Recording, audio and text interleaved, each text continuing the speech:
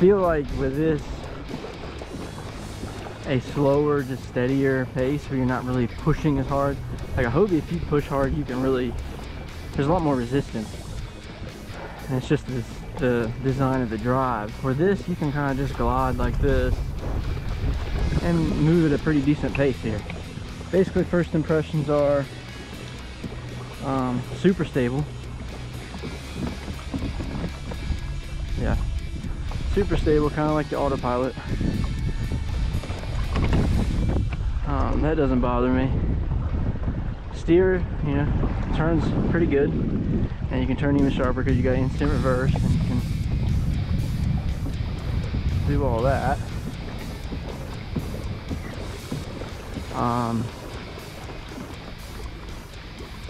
Like I said, this pace right here does pretty good, and if you start cranking, you're putting in a lot of effort to not get that much more speed. So this is just a nice leisurely pace, easy to maintain. I would say somewhere between 2 and 3 miles per hour. Maybe faster than that, I don't know. Starting to get the hang of this pedal drive. Really being able to make it cruise pretty good.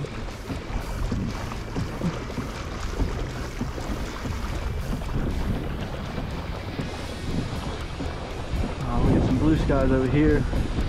Thunderstorm seems like it's moving that way. We'll keep an eye out, we won't go too far.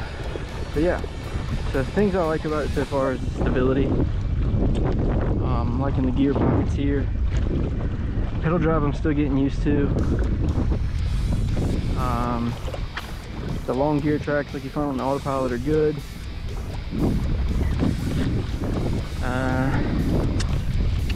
The huge front hatch is amazing. It's way bigger than it looks in pictures. So when I saw that in person, I was super excited.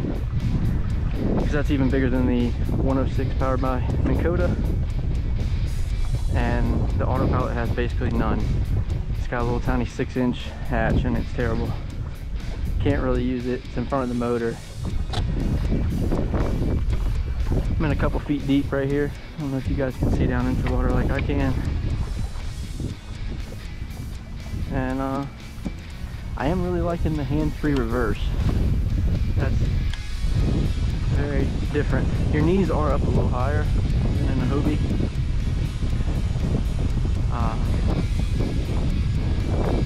But I mean, super stable.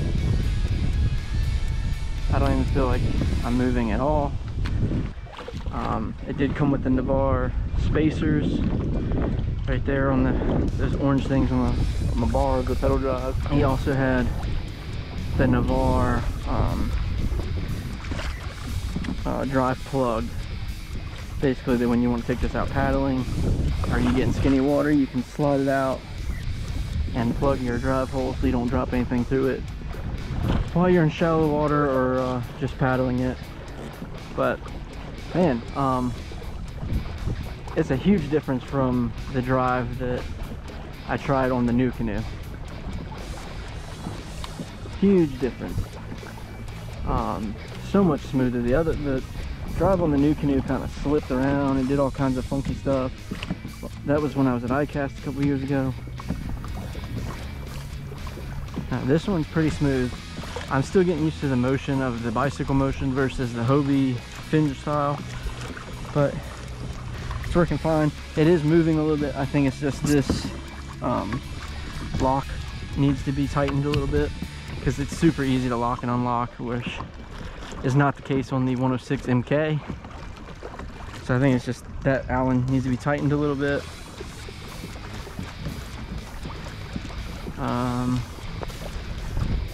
Huge tank well, great spot for paddle.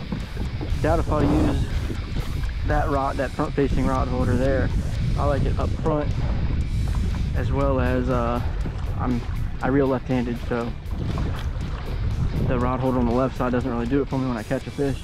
Put my rod here on the right, and I'm bringing the fish on this side because all my fish finders and cameras and all that tall stuff is over on this side.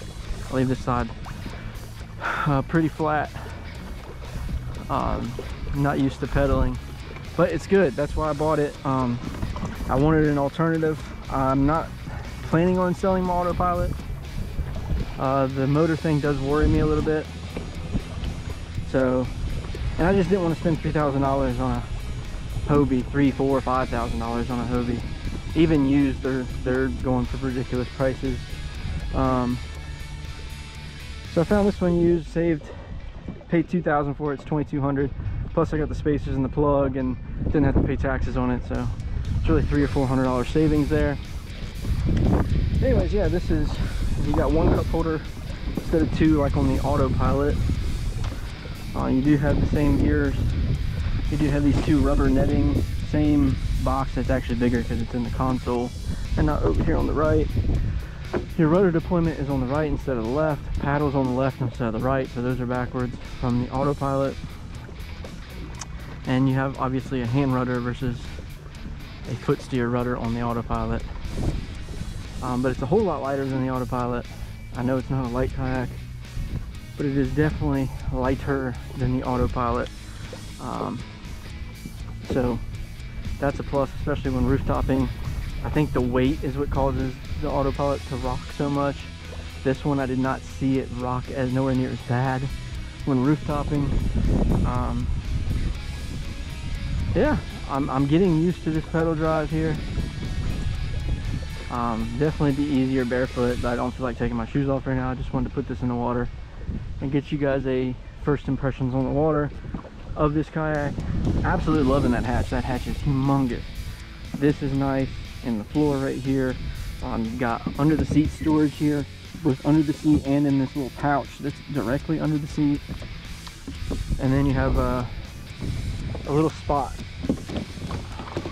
You got this little spot right here behind the seat and this huge tank well. You could easily put a 6-inch hatch right there if you need to do multiple power poles or whatever. You got plenty of room for anything. And honestly, this may become the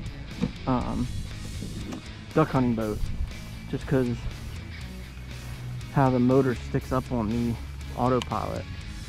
It's hard to do a layout blind with that, where this does not stick up nowhere near as much. It's a whole lot lighter. Don't have to worry about charging batteries, which is nice. That's kind of the reason I bought it. It's kind of like a throw and go. I know honestly most people think throw and go 60, 70 pounds. This is more like 80 or 90, and it's pedal, not paddle. But after lugging around the autopilot for a year, anything under 100 pounds is throw and go for me. So I'm gonna go get this thing loaded up, and I'll give you my first impressions overall and what I liked and what I don't like so far once I get back in the truck. All right guys, I'm back in the truck. I got the Old Town loaded up on the roof right there. Still not easy, you know. It is 80, 90, close to 100 pounds.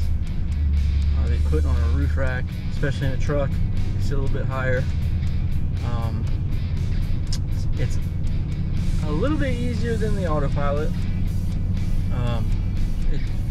I think I'm gonna sell my deck system just so I can have my truck bed back for easily throwing it in the truck bed.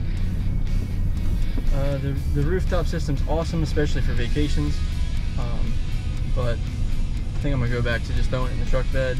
And with this truck, I don't need a bed extender and all that. With the deck, I did need a bed extender, and it was about a foot taller than, you know, regular truck bed. It's kind of a pain in the butt.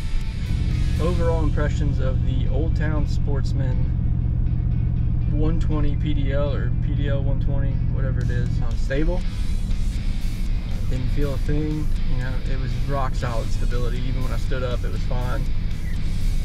The big front hatch is amazing. I thought it was the same size hatch as the 106 Minn Kota version, which is a decent size hatch, but it's not humongous. This hatch was humongous, so